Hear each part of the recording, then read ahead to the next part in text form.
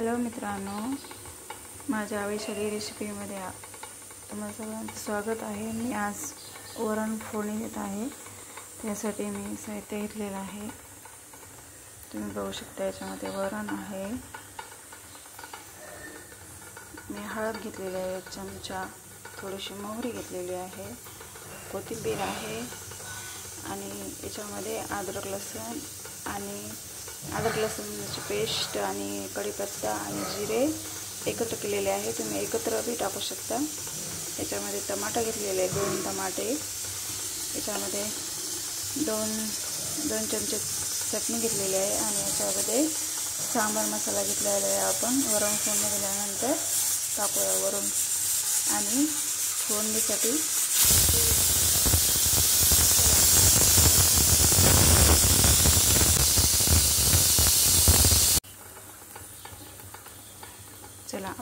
चला आपण पातेल्यामध्ये तेल टाकूया।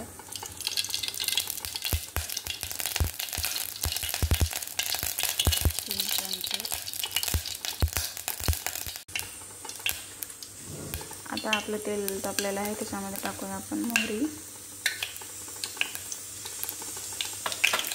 चांगली फुटू देऊ।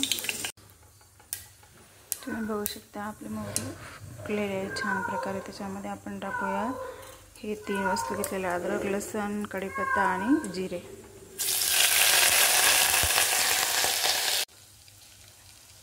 आपलं फोडणीचं तेल खूप तापलेलं असल्यामुळे मी गॅस बंद केला होता।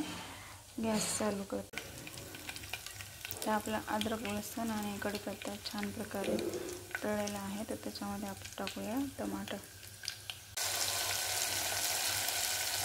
आपला छान गाळा झालेला आहे। त्याच्यामध्ये टाकते आता मी हळद आणि चटणी। तुम्ही बघू शकता, आपल्या वरणाला किती छान कलर आला फोडणीचा। चटणी तळायला टाकलेली आहे, थोडा वेळ तळू देऊ। चला आता टाकूया आपण वरण।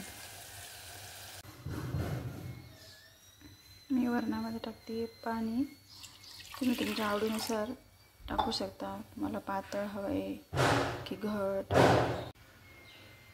तुम्ही बघू शकता, वरणाला किती छान कलर आलेला आहे। आता आपण टाकू त्याच्यामध्ये कोथिंबीर टाकल्याच्या नंतर वरून टाकूया सांबार मसाला वरूनच टाकायचा असतो।